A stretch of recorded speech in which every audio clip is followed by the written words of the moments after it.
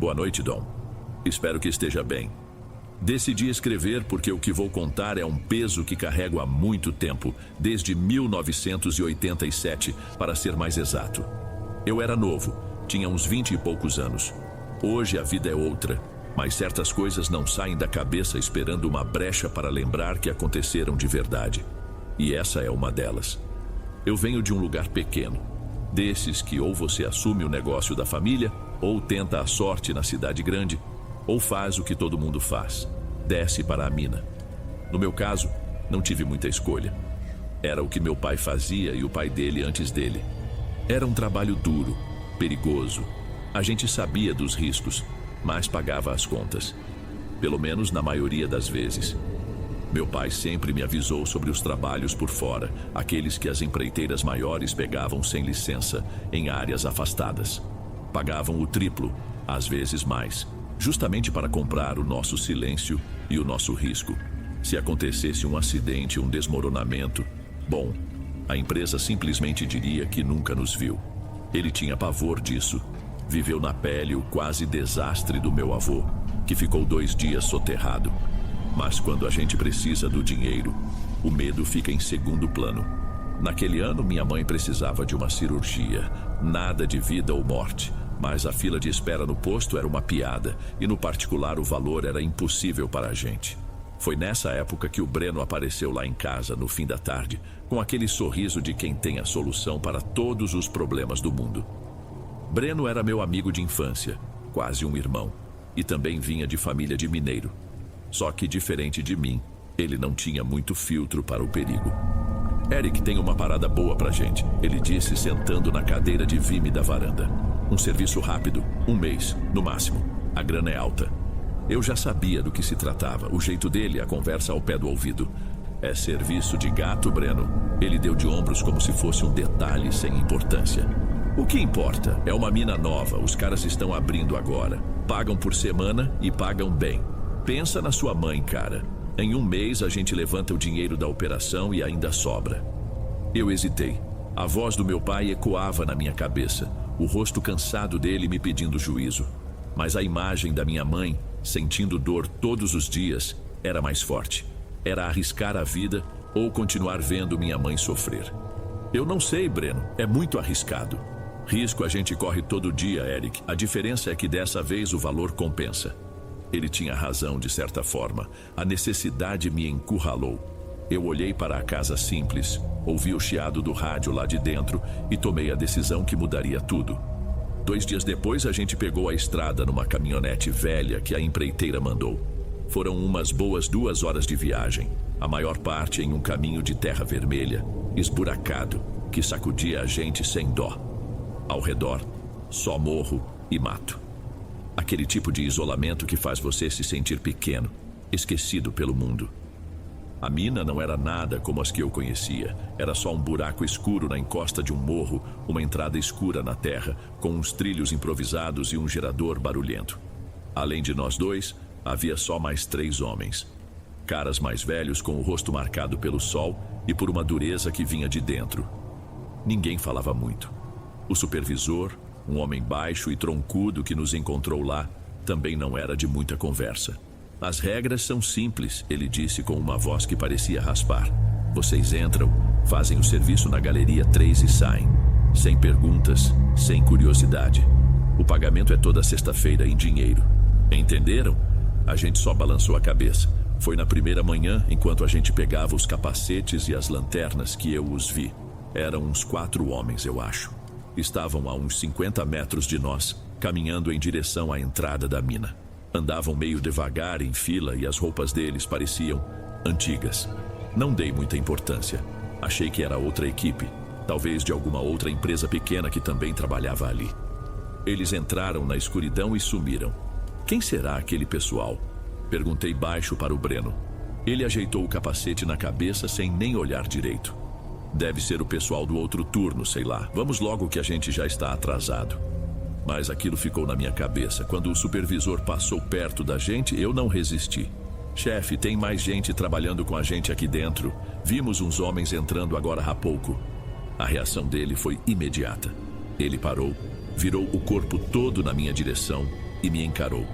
Não foi um olhar de raiva, foi um olhar frio, vazio. Escuta aqui, garoto, ele falou baixo e pausado. Não tem ninguém na sua frente. O seu trabalho é na Galeria 3. Se concentre nisso e você não vai ter problema. Ele deu as costas e foi embora, me deixando ali, parado, sem entender. Olhei para os outros trabalhadores. Os 3 desviaram o olhar. Um deles até cuspiu no chão e se virou. Foi como se eu tivesse falado o que não devia, falado de algo proibido. Breno me deu um cutucão. Deixa quieto, Eric, o cara já disse, vamos trabalhar. Entramos na mina. O ar ficou gelado na mesma hora, com aquele cheiro de terra úmida e pedra. Eu forcei a vista, esperando ver a luz das lanternas dos outros homens mais à frente, ou ouvir o som de suas botas, qualquer coisa. Mas não havia nada. Só o silêncio e a escuridão, que parecia comer a luz fraca das nossas lanternas. Era como se aqueles homens nunca tivessem existido. A primeira semana passou nesse ritmo, todo santo dia, a mesma cena. A gente chegava, o sol ainda preguiçoso atrás do morro, e lá estavam eles, os 4 vultos, começando a caminhada para dentro da mina. Era como assistir a uma fita sendo rebobinada e tocada de novo. A gente nunca chegava a tempo de alcançá-los, e por mais que a gente apressasse o passo, ao entrar, não se ouvia nada. O assunto virou um não assunto. Os outros trabalhadores agiam como se nada existisse. E o Breno, o Breno só queria saber de trabalhar. Para ele, se não estava atrapalhando o serviço, não era problema dele. Mas era problema meu, eu não conseguia desligar. Comecei a observar, a procurar detalhes. As roupas deles eram estranhas. Um tipo de brim grosso, desbotado, muito diferente do nosso. E os capacetes não pareciam de plástico. Tinham um formato mais arredondado, antigo. Eu nunca via os rostos, era sempre de longe ou pelas costas, mas a postura deles era de um cansaço que parecia vir de décadas, não de uma noite mal dormida. Breno, você reparou nas ferramentas que eles usam? Eu comentei um dia, enquanto a gente parava para beber uma água. Parecem aquelas picaretas de filme antigo. A gente usa martelete, perfuratriz. Ele me olhou com impaciência, secando o suor da testa com o braço. Eric, pelo amor de Deus, larga isso. A gente tem que entregar essa galeria até sexta. O que os outros usam ou deixam de usar não é da nossa conta. Você está muito pilhado. Talvez ele estivesse certo. Eu estava tenso, a pressão pelo dinheiro da cirurgia, o lugar isolado. Era fácil a cabeça da gente começar a criar coisas. Tentei me concentrar no trabalho pesado, no barulho ensurdecedor da perfuratriz, na poeira que grudava no suor. Foi então que os sons começaram. No começo era algo sutil, quase imperceptível. Um barulho rítmico, metálico, vindo de uma galeria lateral que a gente sabia que estava vazia. Um som de picareta batendo na pedra. Eu desligava a minha máquina para ter certeza e no mesmo instante o som parava. Ouviu isso? Perguntei ao Breno.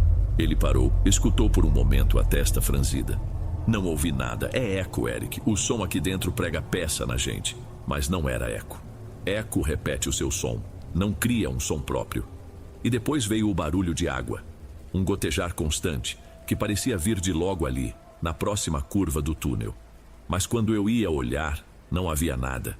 O chão era seco, poeirento. Nenhuma infiltração, nenhuma poça. Era um som que vinha do nada. Eu comecei a me sentir vigiado ali dentro. As sombras pareciam mais fundas e o silêncio mais pesado. O Breno já nem me respondia mais quando eu tentava falar sobre isso. Só balançava a cabeça em negação, me tratando como se eu estivesse delirando. E, para ser sincero, às vezes eu mesmo me perguntava se não estava. O descanso do fim de semana chegou como uma bênção. A gente saiu do alojamento precário da mina e foi até o vilarejo mais próximo. Um lugarzinho com uma rua principal, uma igreja e umas poucas casas. O sol, o barulho de gente conversando, o cheiro de comida caseira vindo de uma janela aberta. Tudo aquilo parecia de outro mundo depois de uma semana enfiado na escuridão. Acabamos entrando num boteco simples com um balcão de madeira escura e umas poucas mesas de metal. Atrás do balcão, um senhor de cabelos brancos e rosto simpático limpava um copo com uma calma de quem tinha todo o tempo do mundo. Pedimos 2 cervejas e um prato de torresmo. Começamos a conversar com ele, o seu Ademir. Papo vai, papo vem. Ele perguntou de onde a gente era, o que fazia por ali. A gente está trabalhando lá para cima, disse o Breno, apontando com o queixo na direção do morro. Na mina nova que abriram. Seu Ademir parou o que estava fazendo. Ele pousou o copo no balcão devagar e nos olhou de um jeito diferente. Um jeito que eu não soube decifrar. Tinha uma certa pena, talvez. Naquela mina, é? Ele disse a voz mais baixa. E me digam uma coisa. Os antigos já apareceram para vocês? O Breno riu, um riso sem graça. Como assim os antigos? Mas eu não ri. Senti um negócio ruim na hora. Olhei para o seu Ademir e ele sabia que eu tinha entendido a pergunta. Se eu disser que sim, o senhor vai acreditar?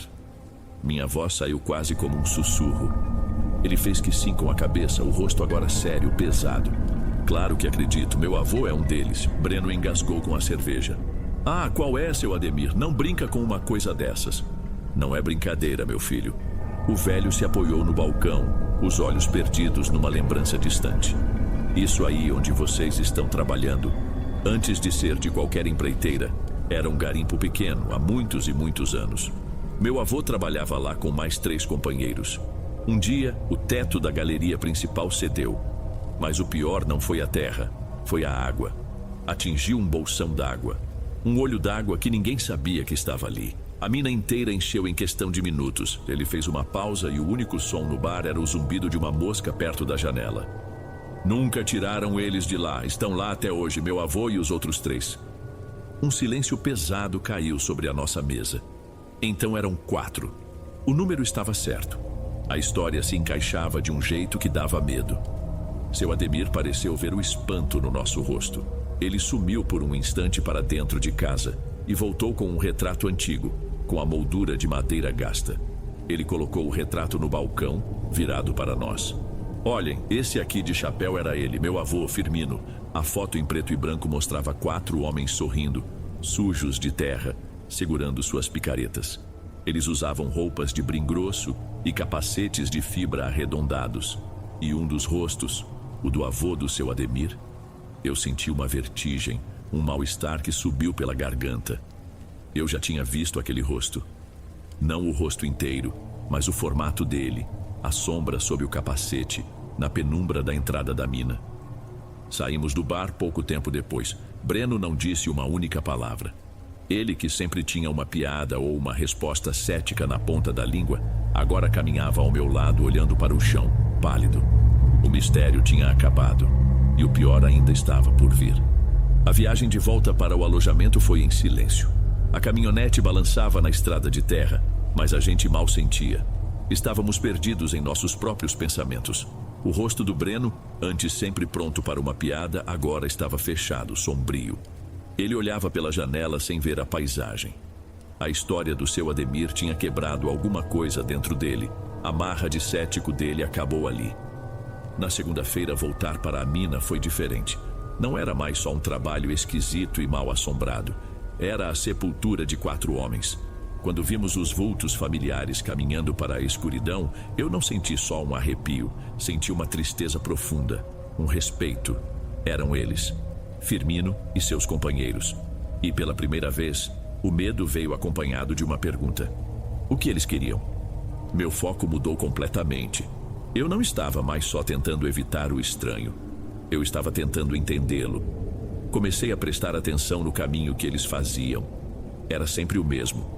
Eles entravam e pareciam seguir por um túnel que desviava da nossa área de trabalho, uma galeria mais antiga, com escoras de madeira podre que o supervisor nos mandou manter distância. Ali é instável, não cheguem nem perto, ele tinha dito na primeira semana. E os sons, agora eles tinham um significado terrível. A picareta batendo na rocha, longe, não era um eco. Era o som do trabalho deles, um eco do tempo. O som do esforço que os levou à morte. O barulho da água pingando que parecia nos seguir. Meu Deus, era a inundação.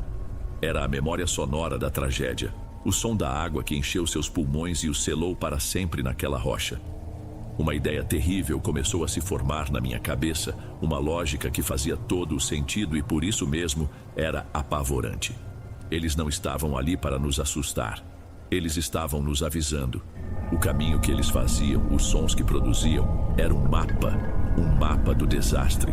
Eles estavam nos mostrando onde e como aconteceu, para que não acontecesse de novo. Numa pausa, eu puxei o Breno para um canto longe dos outros.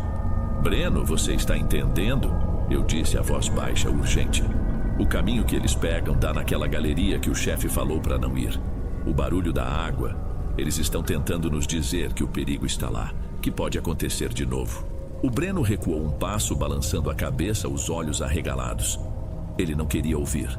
A verdade era pesada demais. Para, Eric, para com essa conversa, ele disse, a voz trêmula de um medo que ele tentava esconder com raiva. A gente só tem mais 2 semanas. Vamos baixar a cabeça, fazer o nosso e ir embora daqui com o dinheiro. Se você ficar pensando nisso, vai atrair coisa ruim. A coisa ruim já está aqui, eu insisti. Eles estão tentando ajudar. Ajudar? Eles estão mortos, Eric. Mortos! Ele quase gritou, depois olhou para os lados assustado. Eu só quero sair daqui inteiro. A partir daquele dia, o Breno começou a trabalhar com uma fúria cega. Ele era mais rápido, mais imprudente, como se quisesse terminar o serviço na marra para poder fugir. E eu fiquei sozinho com a minha certeza, preso entre o aviso dos mortos e a teimosia de um vivo apavorado, sentindo uma urgência que crescia a cada batida de picareta fantasma que ecoava no silêncio da mina. A semana final começou com um clima pesado. Eu trabalhava em estado de alerta máximo. Cada estalo da madeira das escoras, cada pedrinha que caía do teto me fazia dar um pulo. O ar parecia mais pesado, mais frio. Os sons dos mortos estavam mais nítidos, mais próximos. A picareta distante soava como se estivesse na galeria ao lado. O som da água. Às vezes, eu jurava que sentia uma umidade no ar que não existia. Breno, por outro lado, se fechou de vez. Trabalhava no automático com uma pressa estranha, evitando meu olhar, ignorando qualquer tentativa de conversa que não fosse estritamente sobre o serviço. Ele queria fugir dali através do trabalho. O aviso final veio na quarta-feira. A gente estava no fundo da nossa galeria, a uns 20 metros da bifurcação que levava para a área condenada. Eu estava agachado, trocando a broca da perfuratriz. O barulho era infernal. Quando terminei, o silêncio que se seguiu pareceu mais denso que o normal. Levantei a cabeça e olhei na direção da bifurcação. E ele estava lá, não era um vulto distante na entrada da mina. Era uma figura inteira, parada bem na entrada do outro túnel. Um homem. Eu não via o rosto, era uma silhueta perfeita contra a escuridão total da outra galeria, mas eu via seu contorno, o capacete antigo, os ombros largos. Ele estava parado, olhando diretamente para mim. Meu corpo travou. Eu queria gritar, queria correr, mas tudo o que consegui fazer foi ficar ali, agachado, com a broca de ferro na mão. Senti meu rosto ficar frio. O ar não entrava nos meus pulmões. A figura levantou um braço devagar. Não foi um gesto ameaçador, foi um gesto de pare. Uma ordem silenciosa, vinda de outra época. Ele ficou assim por uns 5 segundos que não passavam nunca. E então, ele simplesmente se dissolveu na escuridão, como fumaça preta se misturando com a noite. A broca caiu da minha mão, o som do metal batendo na pedra ecoou pelo túnel e quebrou o silêncio. O que foi agora, Eric? A voz do Breno soou irritada atrás de mim. Eu me virei tremendo, apontando para o túnel vazio. Ele estava ali, Breno. Um deles estava parado bem ali, olhando para mim. Ele mandou a gente parar. Breno olhou para a escuridão, os olhos apertados. Ele não viu nada, mas viu o meu estado. O pânico no meu rosto era real demais para ser ignorado. E isso o apavorou. Não tinha ninguém ali para com isso, ele gritou, mas sua voz falhou. O medo dele se transformou em agressividade. Você quer me enlouquecer, é isso? Quer que a gente largue tudo agora, na última semana? A gente tem que sair daqui agora. Você não entende que é um aviso? O único aviso que eu vejo é a gente perdendo o dinheiro que viemos buscar. Ele retrucou, o rosto vermelho de raiva e pavor. Eu não vou sair daqui sem a grana para ajudar a minha família. Pensei que você quisesse o mesmo pela sua mãe. Aquilo foi um golpe baixo, usar a minha própria motivação contra mim. Naquele momento eu percebi que não adiantava mais. A razão não ia funcionar. O medo tinha fechado os ouvidos do meu amigo. O Breno não me ouviu. Cego pelo medo e pela raiva, ele se soltou de mim com um empurrão. Se você está com medinho, fica aí, mas eu vou terminar essa porcaria de serviço. Falta pouco. Ele pegou uma picareta que estava encostada na parede. Não era uma ferramenta que a gente usava muito, mas estava ali. E com uma determinação que beirava a loucura, Ele marchou na direção da bifurcação escura, não para entrar na galeria proibida, mas para trabalhar na parede ao lado dela, como um ato de desafio. Um jeito de gritar para os fantasmas e para mim, que ele não tinha medo. "Breno, não!" eu gritei correndo atrás dele. "Larga isso, vamos sair daqui!" Tentei segurar o braço dele, mas ele me empurrou para o lado com uma força que eu não sabia que ele tinha. "Me deixa em paz, Eric!" E ele ergueu a picareta. Com um grito de raiva, ele bateu a ponta de ferro contra a parede de rocha, bem ao lado da entrada do túnel amaldiçoado. 1, 2 vezes. O som metálico ecoou, agudo e profano. "Viu só?" Ele gritou para a escuridão, a voz dele tremia, tentando parecer corajosa. "Não tem nada aqui, é só pedra!" A mina respondeu. Não foi um estrondo imediato. Primeiro veio um gemido, um som baixo e profundo, que pareceu vir do fundo da terra. Um ruído de rocha se queixando sob um peso insuportável. O chão tremeu sob nossos pés. Uma chuva fina de poeira começou a cair do teto. Olhamos para cima. Uma rachadura escura, como um risco escuro, surgiu na parede onde Breno tinha batido e começou a subir, serpenteando em direção ao teto. O gemido virou um rugido. As escoras de madeira perto da bifurcação estalaram, o som seco e alto como um tiro. Depois outro e mais outro. A madeira velha se partiu e o teto da galeria proibida começou a desabar. Não foi de uma vez. Foi uma avalanche de pedra, terra e escuridão. Uma cachoeira de entulho que desabou com a fúria de uma barragem rompendo. O Breno estava paralisado. O rosto dele, iluminado pela nossa lanterna, era puro terror. A arrogância, a raiva, tudo tinha sumido. Ele finalmente entendeu. Ele tinha provocado o desastre, e o desastre veio. O instinto foi mais rápido que o medo. Agarrei a camisa dele, puxando-o com toda a minha força. "Corre!" Não precisou dizer 2 vezes. A gente se virou e disparou em direção à saída. O túnel atrás de nós era um caos de barulho, poeira e tremores. O ar ficou grosso, quase impossível de respirar. A luz das nossas lanternas dançava descontroladamente, revelando flashes da destruição que nos perseguia. Eu não olhava para trás. Só corria, puxando o Breno, tropeçando nas pedras soltas, com o rugido da montanha vindo abaixo nos nossos calcanhares. Emergimos da boca da mina como se fôssemos expelidos. Caímos de joelhos na terra do lado de fora, ofegantes, engasgando com a poeira. E então, ouvimos o estrondo final, um baque surdo e poderoso vindo das profundezas, como se uma porta de 1000 toneladas tivesse se fechado para sempre. Ficamos ali, os dois, cobertos de pó, tremendo, olhando para o buraco escuro onde, por pouco, a gente não morreu. O supervisor e os outros 2 trabalhadores vieram correndo na nossa direção, os rostos pálidos de susto. O homem baixo e troncudo olhou para nós 2, cobertos de pó dos pés à cabeça, e depois para a entrada da mina, de onde uma fumaça de poeira ainda saía lentamente. Ele não perguntou se estávamos bem. O rosto dele se contorceu em uma máscara de pura raiva. "O que vocês fizeram?" ele rosnou. O Breno, tremendo como uma vara verde, tentou falar. "A parede?" Ela cedeu.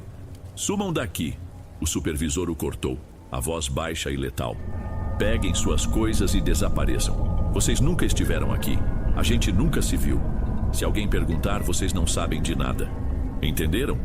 A gente entendeu. O dinheiro, o pagamento da semana, tudo foi esquecido. Aquele lugar amaldiçoado tinha cobrado seu preço e a gente estava saindo com vida, o que já parecia um lucro absurdo. Pegamos nossas mochilas em silêncio e fomos embora na mesma caminhonete que nos trouxe. Ninguém disse uma palavra durante todo o caminho de volta. Era um silêncio de funeral. Eu e o Breno nunca mais fomos os mesmos. Nossa amizade, que parecia ser para sempre, nunca mais foi a mesma. A gente até tentou conversar umas 2 vezes, meses depois, mas falar da mina era um assunto que a gente não tocava. O que se fala depois de uma coisa daquelas? A culpa e o pavor compartilhados eram pesados demais. Com o tempo, cada um seguiu seu rumo e a gente se afastou. A última vez que o vi, ele parecia bem mais velho do que era, com um olhar cansado que eu conhecia muito bem porque via um igual no meu espelho todo dia. Eu consegui o dinheiro para a cirurgia da minha mãe, pedi ajuda a um tio, me endividei por uns anos, mas dei um jeito honesto, sem pactos com a necessidade. Nunca mais na minha vida eu aceitei um trabalho por fora. Aprendi a lição que meu pai tentou me ensinar da maneira mais dura possível. Hoje, quando eu penso nisso, eu tenho certeza de uma coisa. Eu só estou aqui, contando essa história por um motivo. Eu ouvi. Eu dei ouvidos ao eco daquela tragédia, à voz silenciosa dos mortos. O meu medo me salvou. A teimosia do Breno, que no fundo também era medo, quase o matou. Não sei se o seu Firmino e seus companheiros encontraram descanso depois daquilo. Talvez, ao selar aquela galeria para sempre, a natureza tenha finalmente atendido ao aviso deles. Ou talvez eles continuem lá, guardiões silenciosos de sua própria sepultura. O que eu sei é que eu carrego uma cicatriz. Não é uma cicatriz que você vê, é uma que fica por dentro. É o eco daquele estrondo, a memória daquela poeira no pulmão. É a dívida que eu tenho com 4 fantasmas que de alguma forma salvaram a minha vida. E contar isso, Dom, é o mínimo que eu posso fazer para pagá-la.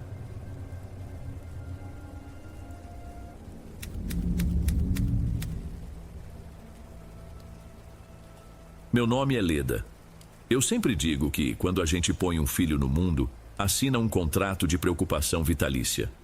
O meu, o Flávio, foi um menino que parecia ter nascido com a alma velha, sabe? Tranquilo, responsável. Nunca deu trabalho. Por ser filho único, eu e meu marido, o Ederson, fizemos de tudo por ele. Não tínhamos luxo, mas a geladeira estava sempre cheia e nunca faltou um caderno novo no início do ano. O nosso esforço era para que ele voasse mais alto que a gente. O dia que saiu o resultado do vestibular foi uma festa aqui em casa. Engenharia, numa universidade federal da capital. Um orgulho que fazia o peito da gente estufar. Mas na hora de arrumar as malas dele, o coração encolheu até virar um caroço na garganta. A casa ficou quieta demais. Para driblar a saudade, eu ligava todo domingo, sem falta. Ele sempre atendia, a voz cheia de novidades, contando das aulas dos novos amigos. Me tranquilizava, dizia que estava comendo direito, que estava tudo nos eixos. A mudança não veio como um trovão, foi mais como uma umidade que vai subindo pela parede e a gente só nota quando o cheiro de mofo já tomou conta do quarto. As mensagens de texto foram as primeiras a mudar. De áudios longos passaram a ser frases curtas. Tudo bem? Depois falo. Ok. Um domingo ele não atendeu. Liguei a noite toda. Só na segunda de manhã ele retornou e a voz já não era a mesma. Oi, mãe, tudo bem? A voz dele soava distante, meio arrastada. Tudo, meu filho. É que eu fiquei preocupada, só isso. Aconteceu alguma coisa? Não, que isso? Ouvi um suspiro do outro lado. É só a correria da faculdade. Muito trabalho para entregar. Virei a noite estudando. A ligação tinha um eco estranho, como se ele estivesse falando dentro de um banheiro grande e vazio. Ele se despediu rápido, disse que precisava correr. Ederson falou que era coisa da minha cabeça, que eu tinha que dar espaço para o menino. E eu tentei me convencer disso. Mas aquela sensação ruim de que algo estava fora do lugar não saía da minha cabeça. Era só uma rachadura fina na parede. E eu, na minha inocência, achava que era só passar uma mão de tinta por cima que tudo voltaria ao normal. A primeira oportunidade de vê-lo de perto foi nas férias de julho. Eu contei os dias. Fiz a lasanha que ele adorava. Arrumei o quarto dele do jeitinho que ele deixou, até comprei um jogo de toalhas novo. A expectativa era tanta que chegava a doer. Quando o ônibus parou na rodoviária e eu o vi descendo os degraus, meu primeiro impulso foi correr para abraçar, mas eu parei no meio do caminho. Ele estava mais magro. A pele, que sempre teve um tom saudável, estava pálida, quase cinzenta. E o olhar, não sei explicar. Era como se ele estivesse ali, mas ao mesmo tempo estivesse olhando para dentro de si mesmo, ocupado com alguma coisa que só ele via. Em casa, a estranheza só aumentou. Ele largou a mala no quarto e se trancou lá. Só saía para comer, e mesmo assim, comia pouco, de cabeça baixa, respondendo às nossas perguntas com monossílabos. O prato dele, que antes era o primeiro a ficar limpo, agora voltava quase cheio para a pia. Ederson tentava puxar assuntos sobre futebol, sobre política, mas Flávio só balançava a cabeça. Era como ter um fantasma sentado à mesa. Numa tarde, enquanto Ederson estava no trabalho, eu bati na porta do quarto dele. Filho, tá tudo bem aí? Demorou um pouco, mas a porta se abriu uma fresta. O cheiro que saiu de lá Era uma mistura esquisita de roupa suja com incenso barato, desses de alfazema. Tá, mãe, só tô lendo umas coisas aqui. Você não quer sair um pouco? Tomar um sol? A gente podia ir na praça, tomar uma água de coco. Ele olhou por cima do meu ombro para o corredor como se estivesse com medo de que alguém ouvisse. Não, valeu, tô bem aqui. E fechou a porta devagar. Fiquei parada ali olhando para a madeira, sentindo um medo que não sabia de onde vinha. Naquela noite, a panela de pressão explodiu. Eu desabafei com o Ederson. Disse que aquilo não era normal, que nosso filho estava doente, que precisávamos fazer alguma coisa. Ele suspirou, passando a mão no rosto cansado. Leda, pelo amor de Deus, para de criar coisa. O menino tá na faculdade, é outra vida, outra pressão. Ele só tá cansado. Deixa o garoto em paz, você vai acabar sufocando ele. Sufocando? Ederson, você não vê? Ele não é mais o nosso Flávio. Tem alguma coisa errada, eu sinto. A nossa voz foi subindo até que virou uma discussão feia. A primeira de muitas. Acabamos dormindo virados cada um para um lado da cama, num silêncio pesado. Eu, de olhos abertos no escuro, ouvindo os barulhos da casa e me perguntando que estranho era aquele que dormia no quarto do meu filho. As férias acabaram e ele voltou para a capital. A casa ficou ainda mais silenciosa, mas agora era um silêncio ruim, pesado. As ligações se tornaram raras, e quando eu conseguia falar com ele, a conversa era sempre a mesma. Tô bem, mãe, não se preocupa, é só a correria. Mas a voz dele parecia vir de um lugar cada vez mais fundo e escuro. Eu sabia que ele estava mentindo. Uma mãe sabe. A gota d'água veio numa ligação do meu sobrinho, o Paulo, um garoto esperto com computador. Ele me ligou, a voz meio sem jeito. Oi, tia Leda, tudo bem? Olha, eu não queria te preocupar, mas eu achei uma coisa do Flávio na internet. Ele me explicou que achou uma página simples com um nome tipo Equilíbrio e Energia. Nela, meu filho oferecia serviços. Dizia que ajudava as pessoas a se limparem de energias ruins, fazia alinhamento dos chakras e até trabalhos de amarração. Tinha um endereço e um número de contato. Quando Paulo terminou de falar, eu não sabia se chorava ou se sentia raiva. Mas por baixo de tudo, senti um alívio estranho, doentio. Pelo menos eu sabia onde ele estava. Pelo menos ele estava vivo. Passei a noite em claro na cozinha, olhando para o endereço anotado num pedaço de papel de pão. A ideia de ir até lá, de bater na porta como uma cliente, me revirava o estômago. Ederson, mais uma vez, me disse para deixar para lá. Ele já tem 25 anos, Leda. Não se pode carregar os filhos pela vida toda. Mas eu não conseguia. Era meu menino. Numa terça-feira, levantei antes do sol nascer. Saí de casa na ponta dos pés. Peguei o primeiro ônibus na rodoviária pequena da nossa cidade. A viagem foi longa. A paisagem mudando das casinhas do interior para os prédios cinzentos da capital. Peguei um táxi e entreguei o papel com o endereço ao motorista. Era uma casa antiga, num bairro residencial de sobrados geminados, com a pintura descascada e umas plantas morrendo na janela. Toquei a campainha e minhas mãos estavam suadas, geladas. Ouvi passos lentos e a porta se abriu. Era ele.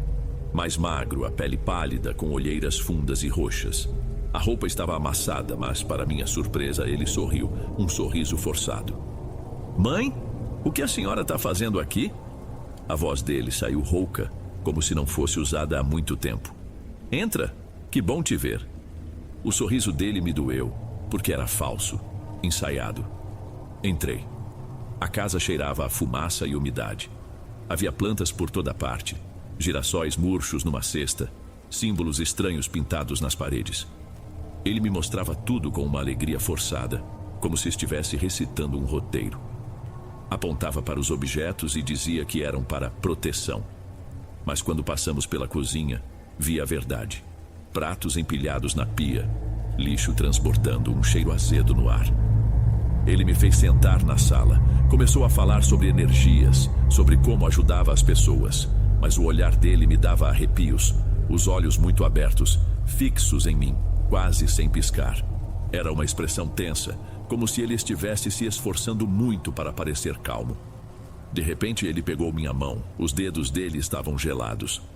A gente não tá sozinho aqui, sabia? Ele disse com a maior naturalidade do mundo, o sorriso ainda no rosto. Eu fiquei sem reação. Como assim, filho? Ele apertou minha mão com um pouco mais de força e olhou para um canto vazio da sala, perto da estante de livros. Tem um ser bem ali. Ele é enorme, as costas dele tocam o teto. Tá parado ali, olhando pra gente. Ele não gostou que a senhora veio. Disse que a senhora não é bem-vinda. Eu olhei para o canto, não havia nada lá, mas o ar ficou pesado, denso. Uma dor de cabeça começou a latejar nas minhas têmporas, uma pressão que vinha de dentro para fora. Eu estava na casa do meu filho, mas sentia que tinha entrado no covil de outra coisa. Depois que ele disse aquilo, eu só queria pegar minhas coisas e sair correndo. Mas ele continuava segurando minha mão, sorrindo aquele sorriso que não alcançava os olhos. E então, ele me surpreendeu. A senhora podia ficar uns dias aqui comigo, mãe, ia me fazer bem. O convite me pegou de surpresa. Eu achei que ele mal me queria ali, e de repente ele estava me pedindo para ficar. Não soube o que dizer, só concordei com a cabeça no automático. Eu não podia deixá-lo sozinho, não depois do que eu tinha acabado de ouvir. Ele disse que eu dormiria no quarto dele, que só precisava dar uma arrumada. Eu sugeri ficar no sofá da sala para não incomodar, mas ele recusou na hora, o rosto ficando sério. Não, na sala não. As entidades não iam deixar a senhora dormir em paz. O meu quarto é protegido. O outro quarto vago não pode usar.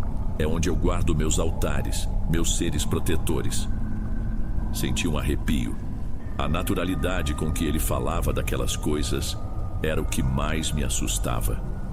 À noite tentei criar um momento normal. Fui até uma vendinha na esquina, comprei umas coisas e preparei um bife com batatas do jeito que ele gostava quando era criança. Ele sentou à mesa, mas mal tocou na comida. Só espiava o bife com o garfo, levava um pedacinho à boca e mastigava devagar, como se estivesse provando areia. De vez em quando, ele soltava umas risadinhas curtas, olhando para um ponto fixo atrás de mim, como se alguém estivesse contando uma piada no meu ombro. Foi então que ouvimos passos no andar de cima, corridos, rápidos, de um lado para o outro do assoalho de madeira. Flávio ficou quieto, me encarou com aqueles olhos enormes e perguntou num sussurro: "A senhora ouviu?" Eu só conseguia sentir. Então, um barulho forte nos fez pular da cadeira. O aparelho de som da sala de massagens ligou sozinho, no volume máximo. Era uma gravação de vozes sobrepostas, rezando o Pai Nosso de forma acelerada, caótica. Senti minha garganta fechar. Flávio se levantou sem pressa. Disse para eu não me preocupar, que ele sabia como lidar com aquilo. Enquanto ele ia em direção à sala de onde vinha o som, tive a sensação de que algo invisível tinha se sentado na cadeira dele bem na minha frente. Quando entrei no quarto para dormir, ele veio me dar as instruções. Disse que a luz tinha que ficar apagada, porque seus protetores não gostavam de claridade. E antes de sair, ele apontou para a cama. "A senhora tem que dormir ao contrário, com os pés na cabeceira. É o jeito certo para a proteção funcionar." Eu estava cansada demais para discutir. Deitei como ele mandou, e o esgotamento da viagem e do dia inteiro me venceu. Não sei por quanto tempo dormi, mas acordei de repente. Eu não conseguia me mexer. Tentei virar a cabeça, mas meu pescoço estava rígido. Foi quando senti nos meus pés. Eram toques. Dedos finos e gelados se movendo sobre meus tornozelos, subindo devagar pela minha canela, explorando minha pele. Um zumbido começou dentro da minha cabeça e com ele uma dor aguda, como se estivessem enfiando agulhas nos meus ouvidos.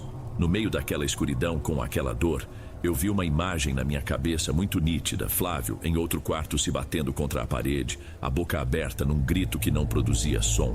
O rosto deformado em agonia. Sombras compridas e finas se enrolavam no pescoço e nos braços dele. Ele olhava para mim pedindo ajuda. Tentei gritar o nome dele, mas minha voz não saía. De repente, tudo parou. Consegui puxar o ar com um som rasgado, o corpo todo ensopado de suor. O medo era tanto que eu precisava sair dali, tropeçando no escuro, apenas para fugir daquele quarto. No dia seguinte, acordei no sofá com uma dor no corpo e um peso no peito que era quase físico. Eu sabia que não podia mais ficar ali, mas também sabia que não podia ir embora sem ele. A ideia de deixá-lo naquela casa era impensável. Quando Flávio saiu do quarto dele, o rosto estava ainda mais pálido, os olhos vermelhos e inchados de quem não dormiu. Com a voz mais calma que consegui encontrar, eu propus que a gente saísse um pouco, fosse caminhar até o centro, quem sabe tomar um café. Era uma desculpa, claro. Eu só precisava tirá-lo daquele ambiente. Para minha surpresa, ele não resistiu. Olhou uma última vez para a porta da casa como se temesse que algo saísse de lá. E só então concordou com um aceno lento de cabeça. Enquanto ele procurava as chaves, fui até o quarto onde dormi e juntei minhas poucas coisas na bolsa. Eu o fiz de forma quase automática, mas com uma certeza estranha queimando no meu peito. Eu nunca mais colocaria os pés naquele lugar. A rua estava úmida, o céu cinzento, típico de garoa. Flávio andava ao meu lado, encurvado, olhando para o chão como se as rachaduras da calçada fossem a coisa mais interessante do mundo. A luz fraca do dia o deixava com uma aparência ainda mais frágil, doentia. Caminhamos umas 2 quadras em um silêncio absoluto, ouvindo apenas o som dos nossos passos e dos ônibus passando. De repente, ele parou no meio da calçada. Olhou para mim e aqueles olhos cansados se encheram de lágrimas. As mãos dele tremiam tanto que ele as enfiou nos bolsos da calça jeans, como se quisesse escondê-las de mim. Mãe. A voz dele saiu embargada, quebrada. Eu quero ir para casa. Eu não aguento mais. Eu quero voltar com a senhora. As lágrimas escorriam pelo rosto magro dele, silenciosas. Naquele momento, ele não era o homem de 25 anos que se dizia mestre de energias. Ele era o meu menino, assustado e perdido. Peguei o rosto dele entre minhas mãos e disse que era para já, que a gente ia embora agora mesmo. No caminho para a rodoviária, não soltei a mão dele um segundo. Ele olhava para todos os lados assustado, como um animal acuado que espera o bote a qualquer momento. Quando já estávamos na fila para comprar as passagens, perguntei se ele não queria voltar para pegar umas roupas, os documentos. Ele negou com uma força que me assustou. Não! Ele disse, engolindo em seco. Eu não posso voltar lá. Não quero nem passar na frente daquela rua de novo. Deixa tudo. Ele falou isso olhando por cima do meu ombro com um pavor de verdade no olhar, como se estivesse com medo de que alguém estivesse ali, nos ouvindo. Eu não fiz mais perguntas. A viagem de volta foi silenciosa. Ele dormiu a maior parte do tempo, a cabeça encostada no meu ombro, um sono pesado, agitado. E eu, olhando pela janela do ônibus, vendo a cidade ficar para trás, senti um alívio imenso. Achei que o pesadelo tinha acabado ali, mas na verdade eu estava levando ele para casa comigo. Desde os primeiros dias em que Flávio voltou, uma coisa estranha começou a acontecer em casa. Primeiro, foi um cheiro, um aroma adocicado e ao mesmo tempo podre, que parecia vir do quintal, daquele mato que cresce na beira do córrego. Mas a cada dia o cheiro ficava mais forte, mais presente. Ele entrava pelas frestas das janelas, grudava nas cortinas, na nossa roupa no varal. Logo a casa inteira fedia aquilo. Flávio começou a passar mal quase que imediatamente. A comida não parava no estômago. Minutos depois de comer a sopa que eu preparava com todo o cuidado, ele corria para o banheiro e vomitava. E o que ele punha para fora não era normal. Era um líquido escuro, quase preto, grosso como piche, que manchava a louça branca do vaso sanitário. Às vezes, eu o encontrava chorando em silêncio na beirada da cama, e até as lágrimas dele pareciam sujas, cinzentas, deixando um rastro turvo no fronha do travesseiro. Desesperada, eu insisti que precisávamos procurar ajuda. Filho, a gente tem que te levar num médico, pelo amor de Deus. Ou no seu Rui, aquele curandeiro que a vizinha falou. Ele é um homem bom, pode te ajudar, fazer uma limpeza. Mas Flávio me segurava pelo braço, os olhos arregalados de pânico. Não, mãe, não, isso só vai piorar as coisas, ele dizia, a voz um fiapo. Elas estão me procurando. Se a gente fizer barulho, elas me acham mais rápido. Eu preciso ficar quieto, enganar elas. A gente só pode rezar. Rezar muito para confundir. E foi o que fizemos. Toda noite, eu e Ederson nos sentávamos ao lado da cama dele no escuro e rezávamos o terço. A voz dele mal saía, falhava no meio das frases. O peito subia e descia com dificuldade. Cabia a mim fazer massagens nas costas, nas pernas, porque ele se queixava que o corpo ficava dormente, pesado como chumbo. No começo eu fazia para acalmá-lo, mas numa noite, enquanto minhas mãos deslizavam pelas costas magras dele, senti uma coisa. Era como um caroço, uma bola dura e lisa, escondida debaixo da pele. Mas quando eu passei a mão de novo, no mesmo lugar, não estava mais lá, tinha sumido. Nas noites seguintes comecei a sentir outros. Eram vários e se moviam. A sensação era horrível, porque a pele por cima era normal, lisa. Mas por baixo, sob a pressão dos meus dedos, eu sentia aquelas coisas deslizando, fugindo do meu toque como peixes escorregadios. O arrepio se transformou em pavor numa noite de quinta-feira. Eu massageava a parte de baixo das costas dele, perto das costelas, quando senti algo se deslocar de forma nítida sob a palma da minha mão. Foi um movimento longo, ondulado. Afastei a mão de repente como se tivesse tocado numa cobra. Meus olhos se fixaram no local e eu vi. Eu vi com toda a clareza a pele dele se levantar um pouco, formando uma crista que se moveu de um lado para o outro como se um verme gordo e comprido estivesse passeando por dentro do meu filho. Levei a mão à boca para abafar o grito. Comecei a rezar baixinho, pedindo a Nossa Senhora que aquilo não fosse real, que meus olhos estivessem me enganando. As lágrimas desciam sem que eu percebesse, quentes, molhando minhas mãos trêmulas. Flávio continuava imóvel, de bruços, respirando devagar, como se nada estivesse acontecendo. Naquele instante, a ficha caiu de um jeito brutal. O que quer que meu filho tivesse trazido daquela casa não estava só na cabeça dele. Não era um trauma, uma depressão. Era algo vivo. Uma praga que estava metida na carne dele, nos seus músculos, misturada com o seu sangue, e estava crescendo. Nos dias que se seguiram, tudo piorou de um jeito que eu não achava ser possível. Manchas escuras, como hematomas velhos, começaram a aparecer no corpo do Flávio. No começo eram pequenas, mas se espalhavam como tinta de caneta em papel molhado. O pior era à noite. Quando eu o olhava dormir sob a luz fraca do abajur, parecia que algo se mexia dentro daquelas manchas, como um formigueiro fervilhando sob a pele. A crise final aconteceu numa noite de sábado. Lembro que tinha acabado de chover e o cheiro de terra molhada entrava pela janela. Flávio estava quieto na cama, febril. De repente, o corpo dele deu um solavanco, uma convulsão única e tão violenta que a cama de madeira bateu na parede. Eu pulei da cadeira. Ele se sacudiu de novo, e de novo, o corpo se arqueando para trás de um jeito que não era humano. O estômago dele se ergueu como se uma mão invisível o estivesse puxando por dentro. Da garganta saiu um grito que não parecia dele. Um guincho agudo e cheio de dor que fez os vidros da janela tremerem. Corri para segurá-lo, mas ele começou a expelir pela boca aquele líquido preto e espesso, sem parar, se afogando naquilo. Toquei sua testa e ela queimava. Os olhos dele se reviraram, e tudo que eu via era o branco. Nesse momento, Ederson entrou no quarto, atraído pelo grito. A luz do abajur piscou violentamente, e no corredor, o ar ficou pesado e gelado. Ele tentou segurar os ombros de Flávio, mas meu filho reagiu como um bicho. Lançou-se sobre o pai, rosnando, mordendo a manga da camisa dele com uma força absurda. Ederson recuou, o rosto pálido de choque e pavor. A negação dele tinha acabado de morrer. Não pensei duas vezes. Saí correndo para a rua, gritando por ajuda.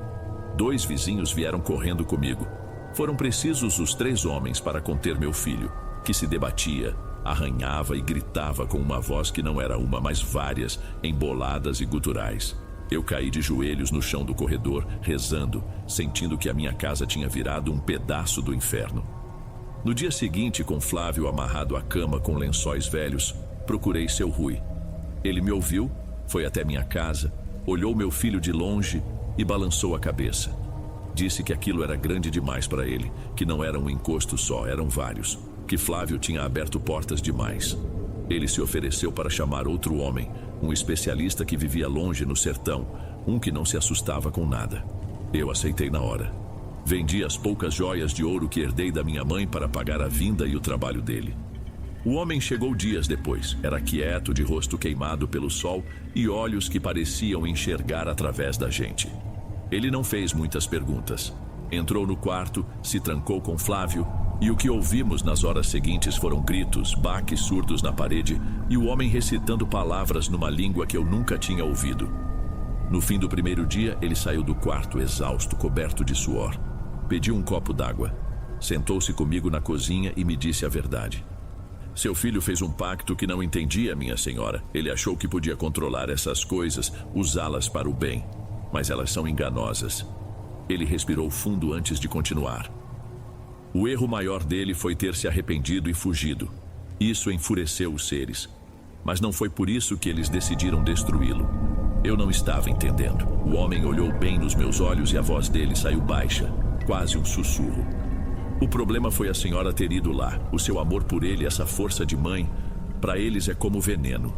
Quando a senhora o abraçou para trazer de volta, eles se sentiram traídos e decidiram destruir o menino por dentro. Fiquei em silêncio, a xícara de café fria entre minhas mãos trêmulas. Cada batida surda que vinha do quarto do meu filho agora soava como uma acusação. Eu não tentei salvá-lo. Eu o empurrei para o abismo. O trabalho do homem do sertão durou quase uma semana. 7 dias de gritos, de cheiro de ervas queimadas e de uma batalha travada a portas fechadas que nós, do lado de fora, só podíamos imaginar. Mas nada funcionava. Flávio ia se apagando, definhando. Já não parecia mais ele. A pele colada nos ossos, a respiração cada vez mais fraca. Havia momentos de silêncio em que as entidades pareciam recuar. Nesses momentos, eu entrava no quarto e sentava ao lado da cama. Às vezes, ele me olhava, os olhos abertos, fixos em mim. E então, ele chorava. Mas não era um choro de tristeza. Era um choro zombeteiro, com os dentes à mostra, como se a criatura que o habitava estivesse se divertindo com a minha dor. E eu ficava ali, segurando a mão dele, chorando em silêncio, porque por baixo daquele horror todo eu ainda via meu menino. Ele nos deixou numa quinta-feira de manhã, pouco antes do sol nascer. Eu tinha dormido na cadeira ao lado dele.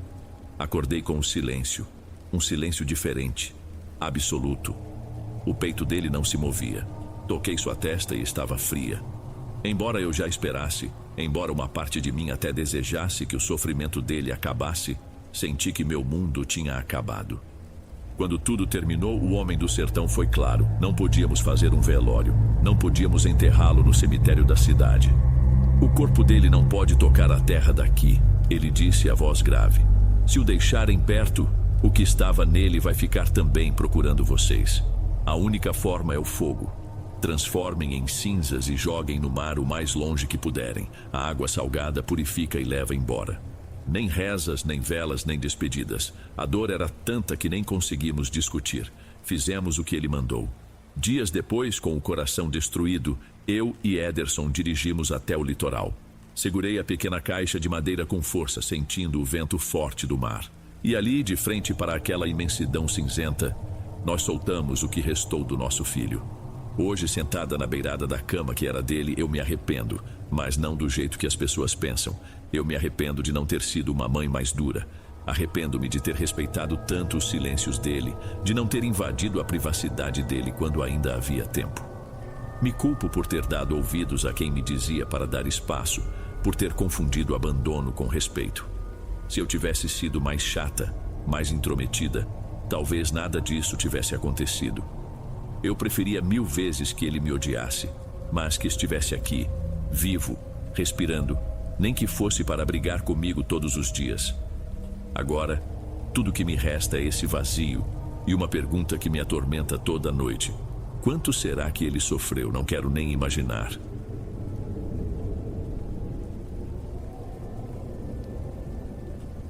Antes de irmos para o próximo relato, se você é novo por aqui, não se esqueça de se inscrever no canal e ativar o sininho para receber as próximas histórias.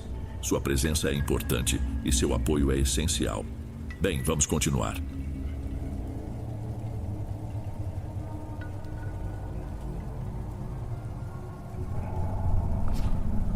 Antes de irmos para o último relato, se ainda estiver por aqui, comente o horário que está assistindo. Gosto de saber quem assiste os relatos até o final. Bem, vamos continuar.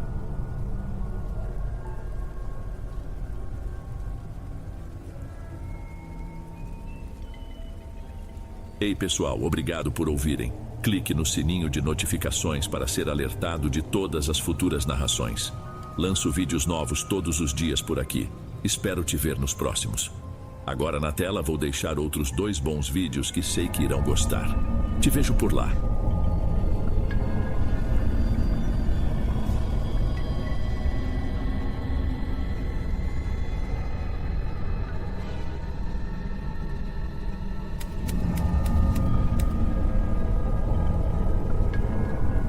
Boa noite, Dom. Isso que vou contar aconteceu há alguns anos, quando eu tinha 21 e cursava design gráfico numa faculdade particular aqui da região. Era uma época complicada. Minha vida tinha virado de cabeça para baixo. Minha mãe já havia falecido e meu pai, uns meses antes, tinha aceitado uma transferência de trabalho para outro estado. No começo, ele ligava todo fim de semana. Depois, as ligações viraram mensagens. As mensagens viraram nada. Eu fiquei com o apartamento com as contas para pagar e com uma sensação constante de ter sido deixado para trás. Por sorte, eu tinha o Alberto, meu amigo de longa data, que fazia de tudo para não me deixar afundar. Foi ele que numa tarde me arrastou para uma lanchonete perto da faculdade. Você precisa conhecer uma galera nova, Leonardo. A minha turma, eles são gente boa, você vai ver. Ele fez uma pausa, como se me disse as palavras. Só um toque. A Andressa é legal, mas às vezes ela é meio intensa, sabe? Fica esperto com ela, só isso. E eram mesmo. Um grupo que se juntou por gostar do mesmo tipo de som pesado, de umas bandas que ninguém mais ouvia. Fui recebido sem cerimônia. A conversa fluiu fácil sobre música, sobre os perrengues da faculdade. E foi ali, no meio de todos, que eu a vi pela primeira vez. Andressa. Ela não era a mais falante, ficava mais na dela, observando. Mas quando ela sorria, o clima do lugar mudava. Naquele grupo eu me sentia seguro. Pela primeira vez em meses, eu não me sentia completamente sozinho. Eu saía da aula e ia direto me encontrar com eles, só pela certeza de ter com quem conversar, de rir um pouco. Olhando para trás, hoje eu vejo com clareza. Eu era a presa perfeita. Não por maldade deles, claro, mas minha carência, minha necessidade de pertencer a alguma coisa, me deixou cego, e eu caí direitinho. A nossa amizade com a turma toda se consolidou rápido. Em umas 3 semanas, já parecia que nos conhecíamos há anos, e foi aí que a coisa começou a mudar. Numa quarta-feira, eu estava saindo de uma aula de teoria da cor com a cabeça cheia de coisa quando ouvi a voz dela atrás de mim. Leonardo, espera aí. Era a Andressa. Ela me alcançou no corredor, que já estava quase vazio, e ajeitou a alça da mochila no ombro. Tudo bem? Ela perguntou com aquele jeito meio tímido dela. Eu queria te perguntar uma coisa. Vai ter um evento de uma banda que eu curto muito no sábado. Pensei se você não queria ir comigo. A primeira coisa que me veio à cabeça foi o grupo. Claro, a gente podia chamar o Alberto, a galera toda. Onde vai ser? O sorriso dela vacilou por um segundo, só um instante, mas eu percebi.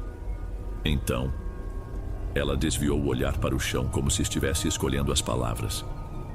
É que é um som meio experimental, sabe? Da última vez que eu tentei levar mais gente, o pessoal não entendeu a proposta, ficaram fazendo piada e meio que estragou a noite para mim. Eu queria ir com alguém que talvez tivesse a cabeça mais aberta. Eu senti uma ponta de estranheza com a explicação. Não parecia o tipo de coisa que o Alberto ou os outros fariam. Mas a verdade é que a ideia de ser só nós dois me agradou. Não de um jeito romântico, nunca foi sobre isso. Era a sensação de ser escolhido, de ter um segredo, de ser especial para alguém de novo. Era um calorzinho que eu não sentia desde que meu pai tinha ido embora. Entendi. Respondi rápido demais. Não, por mim tudo bem. Eu topo. O rosto dela se iluminou. Sério? Que bom. Então, combinado. Sábado, umas 9 da noite, a gente se encontra em frente ao prédio antigo dos Correios no centro. Combinado. Eu disse, já sentindo uma agitação boa. Ela sorriu, um sorriso pequeno, e acrescentou quase como um sussurro. E, por favor, não comenta com a galera, tá? Deixa ser uma surpresa. Se você gostar, a gente combina de trazer todo mundo da próxima vez. Eu concordei com a cabeça e ela se despediu com um aceno e sumiu no fim do corredor. Naquele momento, a expectativa era tanta que eu quase não pensei na culpa de esconder aquilo dele. Foi essa decisão, essa vontade de me sentir especial, que começou tudo. Passei os 2 dias seguintes numa ansiedade que mal me deixava concentrar nas aulas. No sábado à noite, cheguei ao nosso ponto de encontro uns 15 minutos adiantado. O centro da cidade, àquela hora, já tem um ar meio deserto, meio esquisito. O movimento diminui, os sons ganham eco e as fachadas antigas dos prédios pareciam que estavam me olhando. Eu estava ali, de pé sob a luz amarelada de um poste, quando ela apareceu, pontualmente às 9 horas. Andressa estava diferente. Usava um vestido escuro, simples, nada a ver com as roupas que vestia na faculdade. Vamos, é aqui perto. ela disse, e a voz dela parecia ter um peso que eu não conhecia. Não fomos pela avenida principal. Ela me guiou por ruas mais estreitas, passando por sobrados com as janelas escuras e pichações nos muros. O barulho da cidade foi ficando para trás, substituído pelo som dos nossos próprios passos no asfalto irregular. Paramos em frente a um galpão enorme, de tijolos aparentes e sem nenhuma janela virada para a rua. A única entrada era uma porta pesada de metal, sem placa, sem nada. Aquilo não parecia nem de longe um lugar para um show. "Tem certeza que é aqui?" Perguntei, a voz um pouco mais baixa que o normal. "Tenho", ela respondeu sem me olhar. Bateu na porta, não com a mão espalmada, mas com os nós dos dedos, numa sequência específica. 2 batidas rápidas, uma pausa, mais uma batida. A porta abriu com um rangido e um homem alto e careca apenas nos olhou e deu um passo para o lado. Entramos numa espécie de recepção pequena, com uma luz fraca vinda de um único abajur sobre um balcão vazio. O ar era pesado, com um cheiro que misturava poeira e algum tipo de incenso adocicado. Passamos por ali e entramos no salão principal. O lugar era vasto e aquela estranheza inicial virou um alerta de que algo estava muito errado. Havia dezenas de mesas redondas com toalhas brancas e nelas, sentadas, pessoas de todas as idades, mas a maioria bem mais velha que nós. Todos conversavam em voz baixa. Ninguém vestia camiseta de banda. Eu e Andressa, com nossas roupas, éramos o ponto fora da curva. Lá na frente, um palco baixo e vazio, sem bateria, sem amplificadores. Só 3 púlpitos de madeira escura e uma cortina pesada, fechada ao fundo. Antes que eu pudesse formular uma pergunta, um casal se aproximou. Tinham uns 50 anos, bem vestidos, com sorrisos educados no rosto. Cumprimentaram Andressa com um abraço e um beijo no rosto. Depois, o homem se virou para mim e ele não parava de sorrir. "Andressa, querida, este é seu convidado ou ele é a oferenda?" "Oferenda? Oferenda de quê? Da equipe, da organização?" Olhei para Andressa esperando que ela risse e explicasse a piada interna. Mas ela não riu. Seu rosto estava sério, sem expressão nenhuma. Seus olhos encontraram os meus por um segundo e estavam vazios. "Convidado." A voz dela soou seca, sem emoção. "Ele é meu convidado." Ela fez uma pausa que pareceu durar 1 minuto inteiro. A oferenda não veio. O casal assentiu lentamente, como se aquela informação fizesse todo o sentido do mundo. Então, a mulher olhou para mim, com uma simpatia que me deu um calafrio. "Leonardo, não é? Nós lamentamos muito pelo que aconteceu com seu pai. Nossos mais sinceros pêsames." Meu estômago revirou. Como eles sabiam meu nome? Como sabiam do meu pai? Eu nunca tinha falado sobre isso com Andressa, nem com ninguém da turma, exceto Alberto. Minha mente começou a girar, procurando uma explicação lógica que não existia. "O obrigado." Foi tudo o que consegui gaguejar. Eles se afastaram e Andressa apenas indicou uma mesa vazia com a cabeça. Eu a segui, mudo, sentindo os olhares de todas aquelas pessoas em mim. Eu estava em um lugar onde não deveria estar, e a porta de metal pela qual entramos parecia de repente a milhares de quilômetros de distância. Assim que nos sentamos, o silêncio entre nós ficou pesado, denso. Eu precisava perguntar.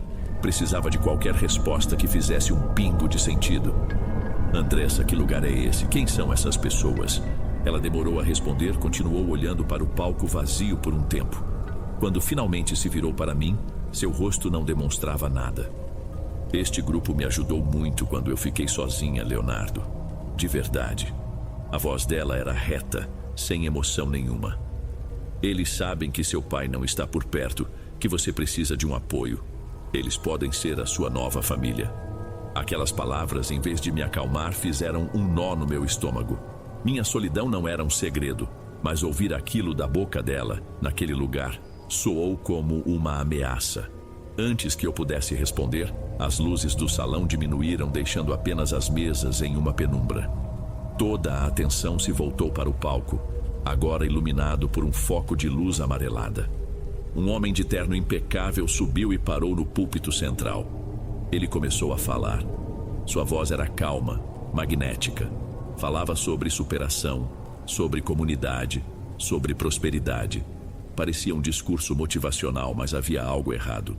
Ele nunca mencionava Deus, Jesus ou qualquer santo. Toda a gratidão, toda a glória, era direcionada a uma entidade que ele chamava apenas de ela, a generosidade dela, o sacrifício por ela, a bênção dela. O discurso durou talvez uns 20 minutos. Quando ele terminou, as luzes do palco se apagaram por completo. Houve um momento de silêncio absoluto. Então, um som de metal se arrastando ecoou, e a cortina pesada ao fundo começou a se abrir muito devagar. Dezenas de velas foram acesas no palco e à luz trêmula delas, a figura foi revelada. Eu prendi a respiração. A coisa devia ter uns 3, talvez 4 metros de altura, e parecia ser feita de um metal dourado que pulsava com os reflexos do fogo. A forma geral era a de uma mulher robusta, mas era uma mulher errada, distorcida. A pele não era lisa. Em partes do torso e das pernas, tinha a textura de escamas finas. As mãos tinham dedos longos e humanos, mas terminavam em garras escuras e polidas. E o cabelo que caía pelos ombros parecia real, espesso e negro. O rosto era a pior parte. Tinha traços femininos, mas o nariz era achatado como o de uma víbora. A boca era larga demais, rasgando as bochechas, e não havia olhos. No lugar deles, 2 pedras negras e ovais que pareciam puxar a luz para dentro delas. Deu para ouvir todo mundo suspirando ao mesmo tempo. Pessoas começaram a chorar. Outras aplaudiam de pé. Muitos se levantaram e correram em direção ao palco, estendendo as mãos como se quisessem tocar naquilo. O púlpito foi retirado. No lugar, colocaram uma espécie de mesa de pedra e um grande chafariz de metal. E foi aí que o cheiro subiu. Um odor podre, de carne guardada por tempo demais, misturado com algo químico como amônia que ardia o nariz. Senti meu estômago revirar. Uma tontura forte me atingiu. Olhei para o lado, procurando por Andressa. Ela não estava mais lá. Eu a vi, mais à frente, perto do palco. Seu rosto estava virado para a estátua, os olhos arregalados em um estado de adoração que eu nunca tinha visto em ninguém. Ela estava completamente perdida. Nesse momento, o chafariz foi ligado. Mas não era a água que jorrava dele. Era um líquido espesso, de um vermelho quase preto, que borbulhava e escorria pela lateral da bacia, manchando o chão. O barulho das pessoas ficou mais alto, uma barulheira de choro e gritos de alegria. Eu estava paralisado. Minha única vontade era correr, mas meu corpo não obedecia. Foi quando um outro homem, mais velho, de cabelos grisalhos e um terno ainda mais caro, se aproximou e tocou meu ombro. Impressionante, não é, rapaz? Ele disse com a voz tranquila. Ele me guiou para um canto um pouco mais afastado da comoção. Você é o Leonardo de Souza Campos, certo? Filho de Ricardo Campos. Mora na Rua das Acácias, número 212. Trabalha na gráfica e estuda na Faculdade da Colina. Ele disse tudo, cada detalhe, sem hesitar. Fiquei sem ar. Como você sabe? Ele deu um sorriso fino, paternal. Nós sabemos de tudo o que precisamos saber. Sabemos que está sozinho. Mas não se preocupe. Nós cuidamos da nossa família. Minha voz mal saiu, um fio trêmulo. O que significa ser a oferenda? O sorriso dele se alargou um pouco. A oferenda é a maior honra que alguém pode receber. É o presente que damos a ela, para que ela continue nos abençoando. Olhe, ele apontou para o palco. As partes já estão quase saindo. Logo você vai entender. E um conselho: se te trouxeram como convidado, agradeça. Você não ia querer ser a oferenda. O homem me deu as costas e se misturou à multidão que se comprimia perto do palco. Fiquei ali, no canto, o corpo trêmulo, a mente em branco. O cheiro, os sons, a imagem daquela estátua. Tudo se misturava em um redemoinho de pânico. Convidado, oferenda. As palavras dele ecoavam na minha cabeça. Olhei para a frente e vi que os homens altos e carecas, aqueles que ficavam de guarda nas portas, tinham abandonado seus postos. Todos eles estavam agora de frente para o palco, hipnotizados como os outros. Era agora ou nunca. Meu instinto de sobrevivência, que até então estava soterrado pelo choque, gritou mais alto. Sem pensar 2 vezes, me virei e comecei a andar, rápido, mas sem correr, mantendo-me junto à parede escura, na sombra. Meu coração disparou, parecia que ia sair pela boca. Cada passo parecia fazer um barulho imenso. Eu só esperava que ninguém se virasse, que ninguém notasse a única pessoa indo na direção contrária. Passei pela porta que dava para a recepção e a fechei atrás de mim com um cuidado infinito, abafando o som doentio que vinha do salão. O pequeno cômodo estava em escuridão total. O abajur, antes aceso, agora estava apagado. O silêncio aqui era quase tão assustador quanto o barulho lá dentro. Tateei a parede até encontrar a porta de metal pesado que dava para a rua. Minhas mãos suavam, tremiam. Procurei a maçaneta, mas não havia uma. Deslizei as mãos pela superfície fria e senti uma trava de metal, uma daquelas trancas de deslizar, grossa e enferrujada. Empurrei. Nada.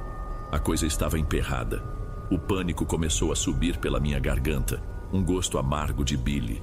Forcei de novo, com o peso do corpo. Um ruído de metal arranhando metal rasgou o silêncio. Congelei, esperando ouvir passos, gritos, mas nada veio. Só o som abafado da celebração macabra.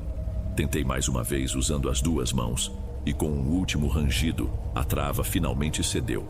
Abri a porta só o suficiente para espremer meu corpo para fora, e não olhei para trás. Disparei a correr, o ar frio da madrugada queimando meus pulmões. Não parei até chegar a uma avenida movimentada, a umas 3 ou 4 ruas de distância. Dobrei o corpo, as mãos nos joelhos, tentando respirar.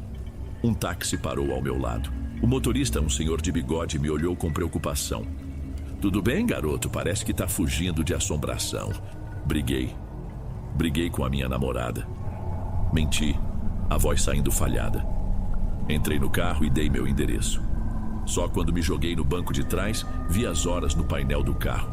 Era quase 1:30 da manhã. Eu tinha passado mais de 4 horas naquele inferno. Ao chegar em casa, a primeira coisa que fiz foi tirar a roupa. A jaqueta e a camiseta estavam impregnadas com aquele cheiro podre e adocicado. Joguei tudo num saco de lixo, dei um nó e entrei no banho. Fiquei debaixo da água quente por um tempo que nem sei medir, esfregando a pele com força, mas a sensação de sujeira não saía. E o cheiro parecia ter grudado na minha memória. Eu mal dormi. Cada vez que fechava os olhos, via a imagem daquela estátua dourada e sentia o cheiro podre no ar.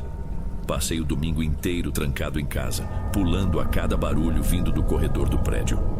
A sensação de segurança do meu apartamento tinha desaparecido. Aquele lugar, meu único refúgio, agora parecia uma gaiola de vidro.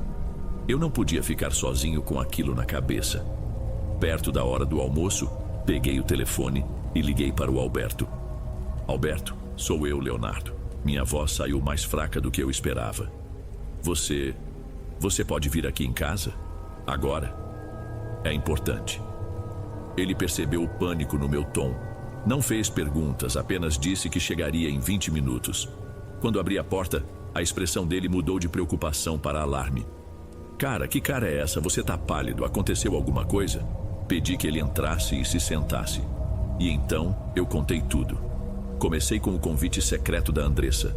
Descrevi o galpão, o casal que sabia meu nome, a estátua medonha, a fonte que jorrava aquele líquido escuro, o cheiro horrível e as palavras do homem de terno. Alberto me ouvia em silêncio, a testa franzida. Quando terminei, ele ficou quieto por um longo tempo, apenas me encarando. Leonardo, com todo o respeito, cara, você tem certeza que não foi um pesadelo? Sei lá, comeu alguma coisa que não te fez bem? Isso parece coisa de filme. Eu queria que fosse, Alberto, juro que eu queria. Insisti, sentindo um desespero crescendo. Eles sabiam do meu pai, sabiam meu nome todo. Como eu ia sonhar com uma coisa dessas? Foi esse detalhe que fez a expressão dele mudar. A dúvida deu lugar a uma seriedade sombria. Ele se inclinou para a frente, apoiando os cotovelos nos joelhos. Puta merda. Leonardo, você não se lembra do que eu te falei sobre a Andressa no primeiro dia que te apresentei para a turma? Eu neguei com a cabeça. Minha memória daquele dia era só um borrão de alívio por ter encontrado gente nova. Eu te disse para tomar cuidado com ela, que ela era muito insistente. Um tempo atrás, tinha um outro cara no nosso grupo, o Marcos. A Andressa ficou super na dele. E de repente o cara se afastou de todo mundo. Sumiu, nunca mais o vimos, nem na faculdade. Quando a gente perguntava para ela, ela só dizia que eles não se entenderam. Alberto passou a mão pelo cabelo, visivelmente perturbado. E tem mais, o Igor da turma de produção. Uma vez ele bebeu demais e contou uma história muito parecida com a sua. Disse que a Andressa tinha levado ele para uma seita bizarra. Ninguém acreditou, achamos que era viagem dele, mas ele descreveu um lugar parecido, a sensação estranha. Ele fez uma pausa e me olhou de um jeito que me fez gelar por dentro. Leonardo, você já reparou nos braços dela, nas cicatrizes? Cicatrizes? Não, nunca vi. Ela tem duas, ele disse, a voz quase um sussurro. Uma em cada antebraço. São enormes, retas, feitas de baixo para cima. São feias pra caralho. A gente sempre achou que era, você sabe, automutilação por causa da história dos pais dela. A gente nunca quis tocar no assunto. Mas agora, a primeira cicatriz apareceu logo depois que o Marcos sumiu. E há alguns meses, ela andava com um outro rapaz, que a gente nem chegou a conhecer direito. Ele também sumiu do mapa. E pouco tempo depois, ela apareceu com a segunda cicatriz no outro braço. Ele se levantou e começou a andar pela sala, conectando os pontos em voz alta. Ela só se aproxima de gente que tá meio à deriva. O Igor não era daqui. O Marcos também tinha uma família complicada. E você, porra, Leonardo, você, sozinho num apartamento com o pai longe, você era o alvo perfeito. Aquilo não foi um convite para um show, foi um convite para uma entrevista de emprego. Ou pior, ficamos em silêncio. A dimensão do que tinha acontecido mudou completamente. Não era só um culto esquisito, era uma máquina de fazer pessoas desaparecerem. E eu tinha acabado de escapar do processo de seleção. A semana que se seguiu foi a mais longa da minha vida. O alívio de ter escapado foi rapidamente substituído por uma paranoia que não me largava mais. Cada sombra na rua parecia um vulto me seguindo. Cada vez que o telefone tocava, meu corpo dava um salto. Alberto me ligava todos os dias e combinamos de agir como se nada tivesse acontecido. Fingir. Era um plano frágil, mas era o único que tínhamos. Tentei voltar à rotina, fui para a faculdade, para o trabalho, mas era como se eu estivesse assistindo a um filme da minha própria vida. Eu via o grupo de amigos de longe, ria de alguma piada, mas minha mente estava em outro lugar. Estava no galpão, revivendo o cheiro, a imagem da estátua, o rosto vazio de Andressa. Ela, aliás, não apareceu na faculdade. Ninguém achou estranho. Andressa era assim mesmo. Sumia por uns dias e depois voltava como se nada tivesse acontecido. A primeira prova de que eu não estava louco veio na quinta-feira. Eu estava no ponto, esperando o ônibus para casa depois do trabalho. Era fim de tarde. O ponto estava cheio. Foi quando eu o vi, do outro lado da rua. Era um dos homens de terno que estavam no galpão. Um mais novo, de uns 30 e poucos anos. Ele não estava fazendo nada, só estava parado, olhando na minha direção. Não com raiva, não com ameaça. Apenas olhando com uma curiosidade fria, como um cientista observa um inseto. Gelei na hora, desviei o olhar, fingi que não o vi e foquei na avenida, rezando para o meu ônibus chegar logo. Quando finalmente chegou e eu subi, olhei pela janela. Ele ainda estava lá, no mesmo lugar, me observando ir embora. Naquela noite, o telefone fixo de casa tocou. Era quase meia-noite. Atendi, a mão trêmula. Alô? Silêncio. Eu só ouvia o som de uma respiração calma e ritmada do outro lado da linha. Quem tá aí? Perguntei, a voz falhando. A respiração continuou por mais uns 10 segundos, e então a chamada foi encerrada.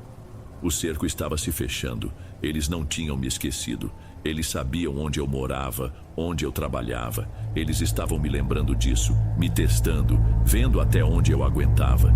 Eu me sentia como um animal numa armadilha, só esperando a hora em que eles viriam me pegar. A semana terminou com uma bomba. Na segunda-feira seguinte, nos reunimos todos na lanchonete depois da aula. Todos, menos Andressa. Jorge, o porta-voz não oficial da turma, chegou com uma cara péssima. Ele olhou para todos nós e depois seus olhos pararam em mim e no Igor. Recebi uma mensagem da Andressa ontem à noite, ele disse, a voz baixa e grave. Era só o número do armário dela na faculdade e me desculpem. Fui até lá hoje de manhã, esvaziaram tudo. Acho que a gente não vai mais vê-la. Ninguém na mesa disse uma palavra. Vi uma das garotas do grupo começar a chorar baixinho. O Igor ficou branco como papel. E eu senti um calafrio que não era de medo, mas de certeza. Jorge hesitou, tirando um envelope amassado da mochila. Isso aqui era a única coisa que tinha dentro. Estava com o nome da nossa turma.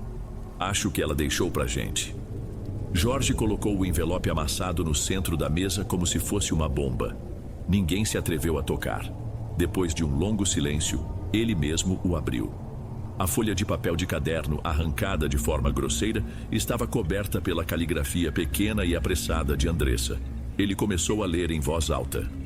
Se vocês estão lendo isso é porque eu falhei e porque eu não existo mais. A voz de Jorge tremeu, mas ele continuou.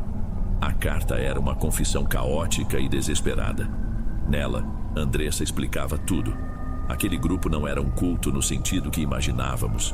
Era um negócio, uma organização que prometia poder e riqueza a seus membros em troca de um preço terrível.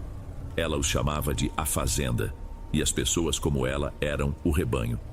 Sua família estava envolvida há gerações. Seus pais não morreram em um acidente de carro.